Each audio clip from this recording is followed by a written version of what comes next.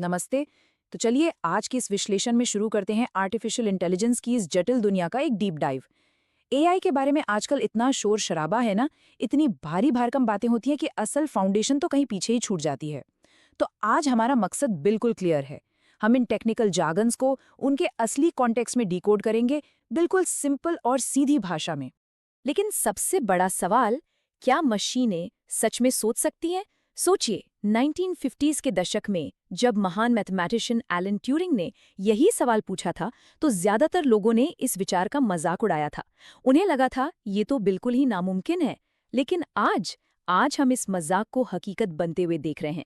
In fact हम लगभग हर दिन इन्हीं इंटेलिजेंट मशीनों के साथ उठते बैठते और जी रहे हैं। Okay, let's dive into this.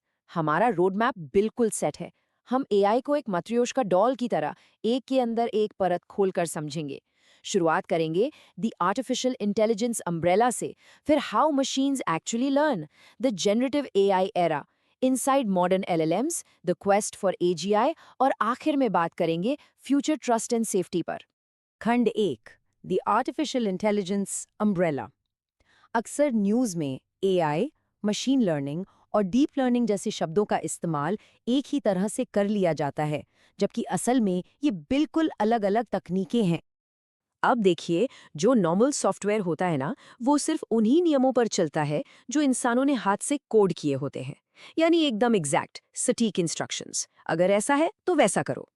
लेकिन आर्टिफिशियल इंटेलिजेंस का दायरा बिल्कुल ही अलग है। ये हजारों लाखों उदाहरण देखती है और उनसे खुद ही पैटर्न पहचानती है।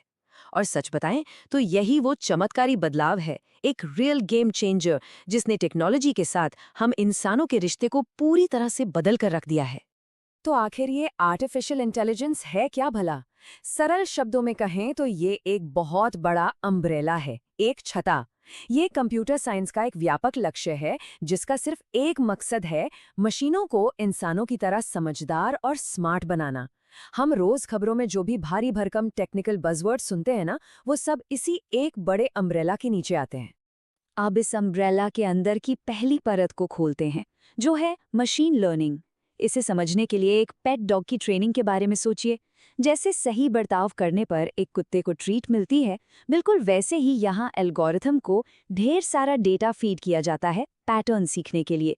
एग्जाम्पल के तौर पर, जब भी हम किसी स्ट्रीमिंग सर्विस पर कोई फिल्म देखते हैं, तो एल्गोरिथम हमारे व्यूइंग पैटर्न को समझ लेता है और उसी हिसाब से अगली बेहतरीन फिल्म रेकमेंड करता है। और अगर इसके भी थोड़ा और गहराई में उतरा जाए तो मिलता है डीप लर्निंग। ये असल में मशीन लर्निंग का ही एक बेहद शक्तिशाली हिस्सा है, जो आर्टिफिशियल न्यूरल नेटवर्क्स का इस्तेमाल करता है।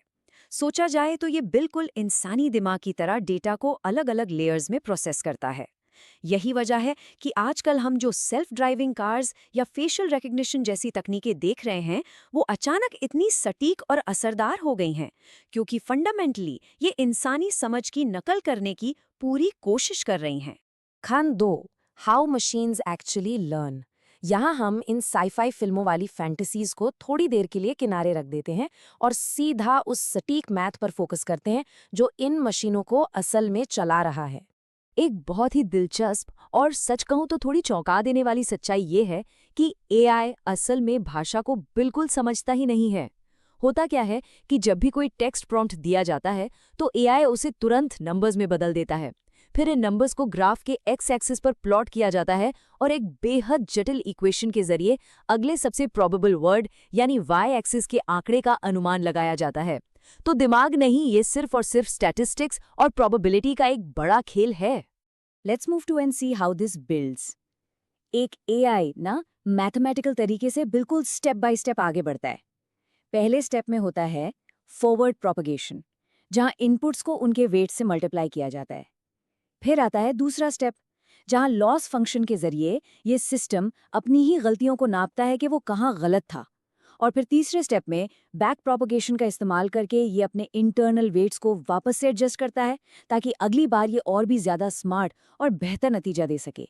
खंड 3, द जेनरेटिव एआई एरा। आज हम हर जगह जो जेनरेटिव एआई का विस्फोट देख रहे हैं ना, उसके पीछे 3 सबसे बड़े कारण हैं। इंटरनेट का विशाल डेटा, बेहद शक्तिशाली कंप्यूटर चिप्स और बिल्कुल बहुत भारी आर्थिक निवेश यानी पैसा। एक बार जरा इस संख्या पर गौर फरमाइए, ट्रिलियंस, यानी खरबों की तादाद में पैरामीटर्स। असल में ये पैरामीटर्स होते क्या हैं? ये एक एआई मॉडल की इंटरनल न्यूमेरिकल सेटिंग्स होती हैं। जब भी हम बड़ी बड़ी कंपनियों को अपने नए एआई मॉडल्स की तारीफ करते हुए सुनते हैं ना, तो वो दरअसल बस यही बता रही होती हैं कि उनकी गणितीय इक्वेशन यानी उनका मैथ कितना विशाल और बड़ा हो चुका है। It's basically massive scale math. और ये कोटेशन इस पूरी कहानी को बहुत ही खूबसूरती से समझाता है कि एआई सिर्फ मैथ देखता है। एक बिल्कुल परफेक्ट सेल्फी या कोई सुंदर तस्वीर एआई के लिए सिर्फ नंबर से भरा एक विशाल स्प्रेडशीट है। सच तो ये है कि इन मशीनों के पास कोई सच्ची समझ, कोई इमोशंस नहीं होते। ये तो बस अरबों उदाहरणों से सीखे गए पैटर्न को पकड़कर ही नए चित्र और शब्द बुनने का काम करती हैं। और दोस्तों, ठीक यहीं पर एक बेहद बड़ी समस्या पैदा होती है, जिसे टेक्निकल भाषा में कहते हैं हेलुसिनेशन। होता क्या है कि जब एक मशीन बिना किसी कॉमन सेंस के सिर्फ और सिर्फ स्टैटिस्टिकल प्रोबेबिलिटी के आधार पर बिल्कुल गलत जानकारी को एकदम आत्मविश्वास के साथ पेश करती है, तो उसे हेलुसिनेशन कहते हैं।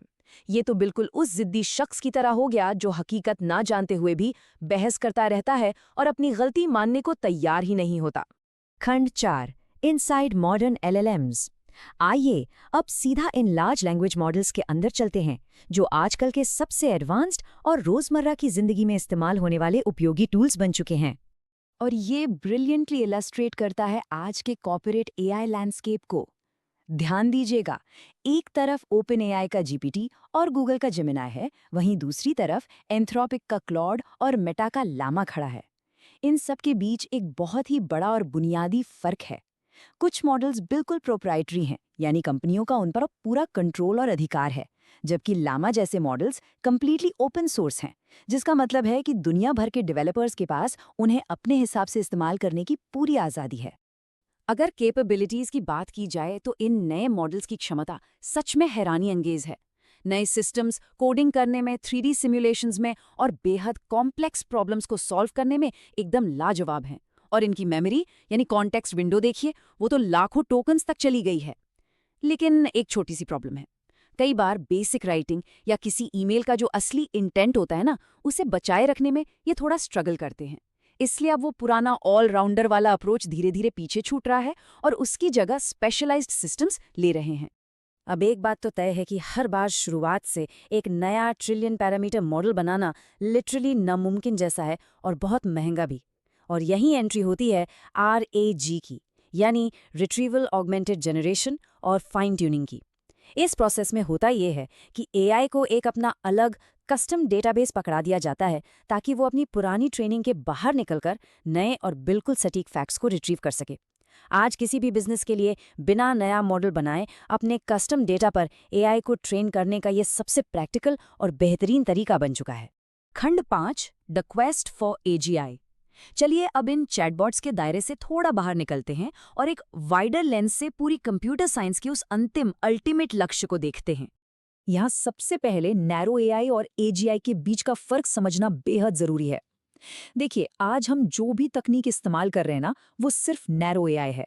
ये किसी एक स्पेसिफिक डोमेन में महारत रखती है, जैसे चेस खेलना या फिर टेक्स्ट जनरेट करना। दूसरी तरफ आती है AGI, यानी आर्टिफिशियल जनरल इंटेलिजेंस। ये कोई छोटी मोटी चीज नहीं, बल्कि एक ऐसी अवधारणा है जहां मशीन बिल्कुल इंसानों की तरह, बल्कि उससे भी आगे बढ़कर हर एक क्षेत्र में तर्कसंगत सोच रख सकेगी।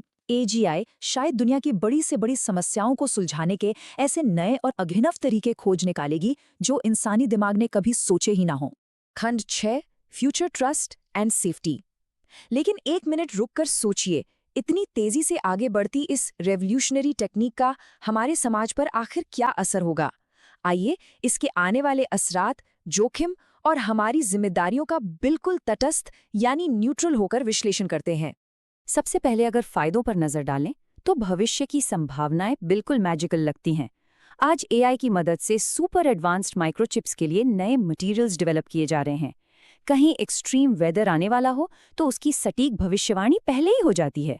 यहाँ तक कि पार्किंसंस जैसी जटिल बीमारियों की बहुत जल्द पहचान करके एआई आज मेडिकल साइंस की पूरी तस्वीर ही बदल रहा है। ये सब सच में एक चमत्कार जैसा लगता है। So the crucial point is, इस सब के बीच एक बहुत बड़ा प्रोडक्टिविटी ट्रैप भी छुपा हुआ है। अगर हम हर छोटे बड़े काम के लिए एआई पर पूरी तरह निर्भर हो गए तो हमारे दिमाग में सिनेप्टिक प्रूनिंग जैसी स्थिति पैदा हो सकती है।